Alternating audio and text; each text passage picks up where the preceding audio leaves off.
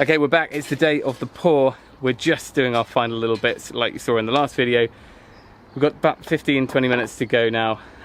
Hopefully we're going to be ready. We've taken out a fence panel as well to just help get the chute in off the lane so we can do it in 2 pours. Wish us luck.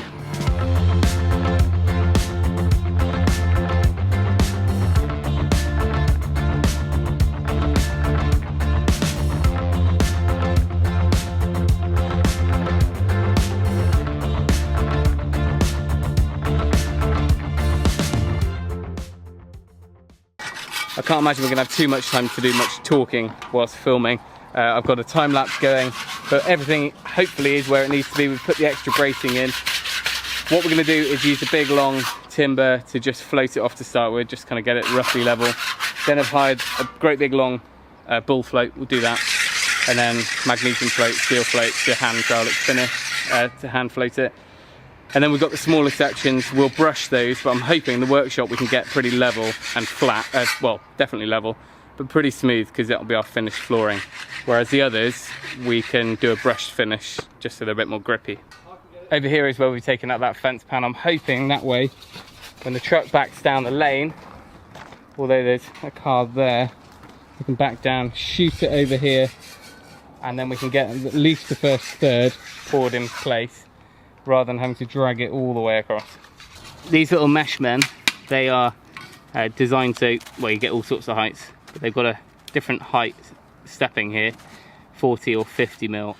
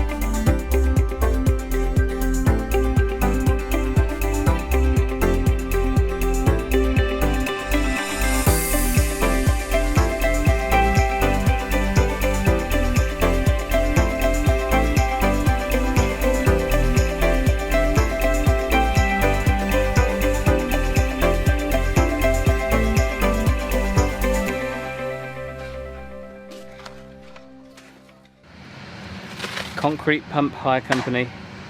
I'm looking for a sponsor. We probably only needed 5.5 cube, but we ended up, we got a full load of 6. So we're a little bit, we're just dragging it around. But tough work. You got tough work. I'm sweating out here.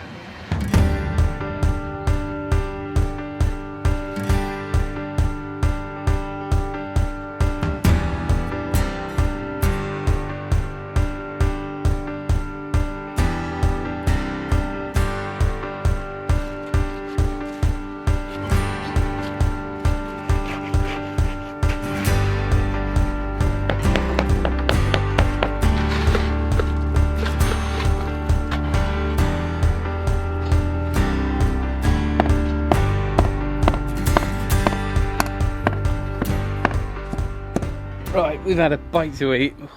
This is hard work. Whew. Right, let me show you how we're getting on.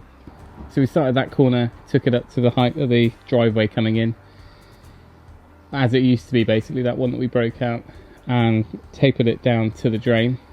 The slab itself is a little bit higher, which is what we wanted. And then we block work, one course of block work anyway, around the outside. Now this has been down a while, but it's still too wet to start with the big ball float. I've tried a couple of times along here and it does smooth it off nicely, but it's just sinking in a bit too much. So we'll have a break, which will be nice. And then over this side, we had so much concrete left over that we threw in some blocks just into the wet concrete just to build that up, and I'll sort that out another day. And then the rest of this is just sloped down. We were going to end up finishing on the shuttering here, but actually now we've had to spread out our last bit of concrete along here just as a continuation of the hardcore that was there, and this is where we're going to be laying some more of the path sets. But better to have too much than too little, I guess. In an ideal world, I would have poured more to start with down the other end, and we could have planned to put some down the bottom there where the shed's going and gone a little bit deeper on the gully. We've done a drainage channel all the way along the other side to take the rainwater down into the hedge. Although we didn't hire a vibrator, we've gone along and given it a good whacking. So hopefully there's not too much trapped air down there. When we break away the moulds, it should be fairly straight.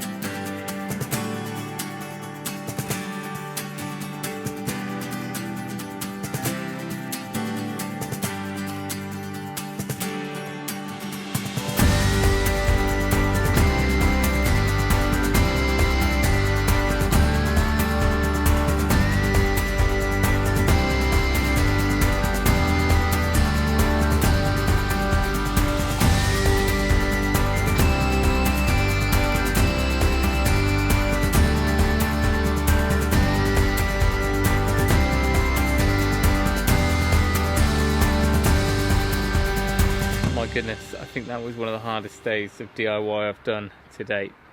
I can see why people get concrete pumps in, rope in far more than 3 people to do it, or hand it over to the professionals, but I think we've probably done as good as I thought we were going to do. We also ended up with perfect amount of concrete, if not a little bit too much, so because of that, that's where I was going wrong. I thought we were going to come up short, so this section that comes along the side of the garage here, I actually started pouring kind of only coming along halfway, because I'd rather have a gap at this end rather than, you know, be short by the gate. But then it turned out we had way more than we needed, or at least enough for what we needed. So I ended up having to barrow, like you saw, through the concrete, which just killed me. Over, you know, and every time I was thinking, oh, I won't go all the way to the end. And in the end we had plenty. But, you know, in an ideal world we would have started at this end, barrow, barrow, barrow. And then the other end, when we were dropping it in through the fence panel, that worked great. But really we should have put probably about the same again at that end. We ended up dragging it all the way down the slab, which is fine if you have multiple rakes. But I only had one decent concrete rake. My rake had snapped last night, and we just had that short one and shovels. So Dad and Will picked the short straw there. Anyway, I'll give you a close-up and you can let us know how you think we got on. First off, of course, we got the concrete in. We did our best to move it around, and then Will and Dad had that long beam and just kind of dragged it along. Fortunately, it could ride on the shuttering either side, and that helped give us a really good roughing of the concrete.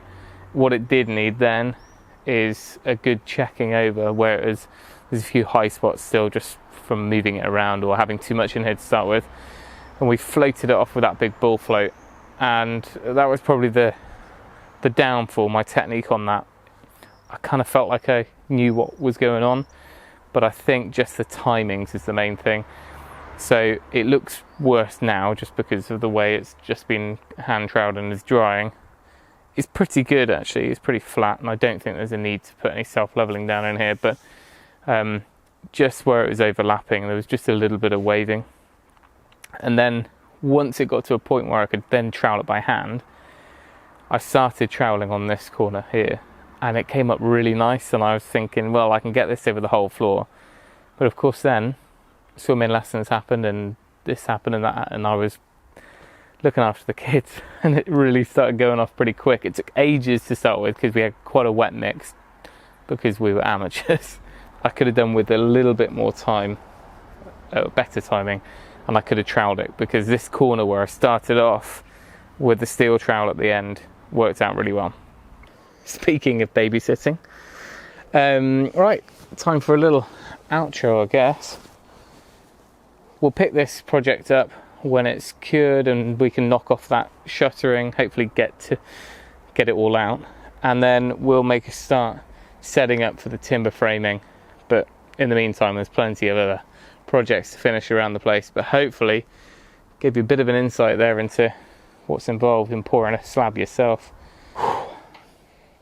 Should have had a few more Weetabix today, shouldn't I?